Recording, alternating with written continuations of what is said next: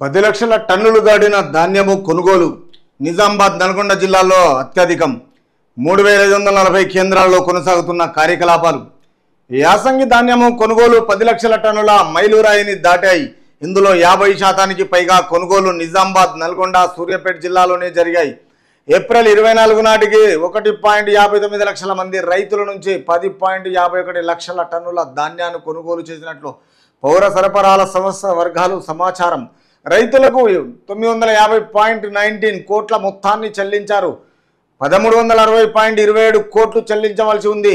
23వ తేదీ వరకు 9.44 లక్షల టన్నుల ధాన్యము కొనుగోలు చేయగా 24న ఒక్కరోజే 1.07 టన్నులు లక్షల టన్నులు కొన్నారు.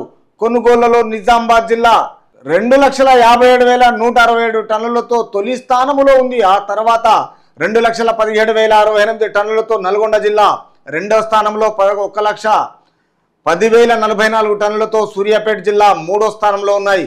గత ఏడాది ఏప్రిల్ 24 తేదీ నాటికి కొనుగోలు చేసిన ధాన్యము 2.50 లక్షల టన్నులు.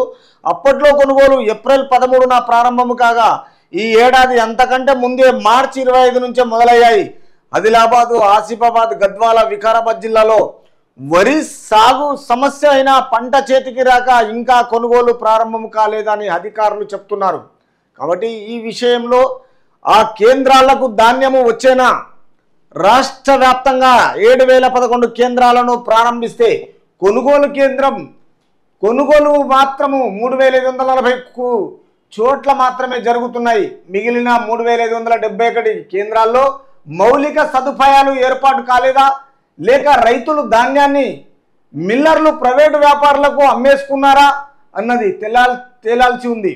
ఉదాహరణకు వరి కోతలు ముందే మొదలయ్యే నల్గొండ జిల్లాలో 370 కేంద్రాలుండగా 245 కేంద్రాల్లోనే కొనుగోలు జరుగుతున్నాయి. నిజామాబాద్లో 480కి 417 కేంద్రాల్లో మాత్రమే ధాన్యము సేకరణ జరుగుతుంది. రెండో అత్యధిక లక్ష్యము ఉన్న జనగామ జిల్లాలో 5.88 లక్షల టన్నులకు గాను 24వ తేదీ వరకు కొనుగోలు చేసింది. 32,490 టన్నులు. ఈ జిల్లాలో 426 కేంద్రాలు తెరిస్తే 259 చోట్ల మాత్రమే కొనుగోలు జరుగుతున్నాయి.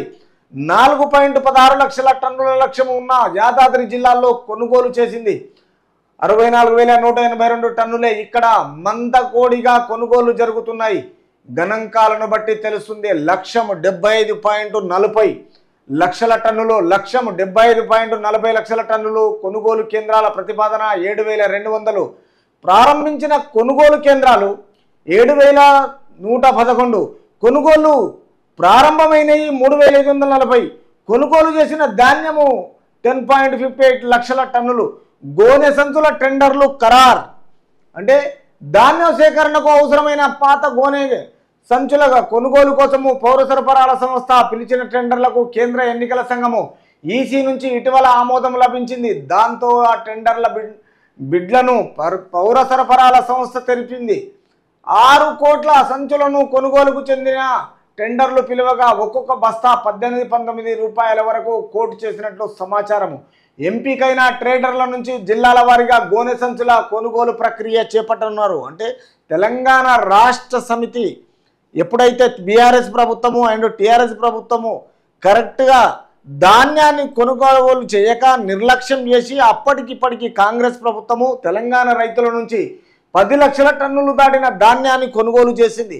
ఇప్పుడు ఏ విలేజ్లా సూర్యాపేటలో అయినా, తర్వాత నిజామాబాద్ అయినా, తర్వాత ఎక్కడెక్కడ ఈ ధాన్యాన్ని ఏ విధంగా కొనేసినరో ఈ గోనె సంచుల టెండర్లను, తర్వాత ఈ గ్రామ జిల్లాల్లో మొత్తం 24 తేదీ వరకు కొనుగోలు చేసిన 32,499 టన్నులు మొత్తము ప్రతి పైన ఇంకో సంవత్సరము అప్పుడు జరిగింది. కాబట్టి వాళ్ళ కొనుగోలుకు వీళ్ళు ఈ సంవత్సరము మొదలు మార్చిలోనే స్టార్ట్ అయింది. కాబట్టి రైతులకు కాంగ్రెస్ ప్రభుత్వం ఈ విధంగా ధాన్యాన్ని కొనుగోలు చేస్తూ బ్రహ్మాండంగా చేపట్టి ఈ కార్యక్రమాన్ని ముందుకు తీసుకెళ్తున్నది.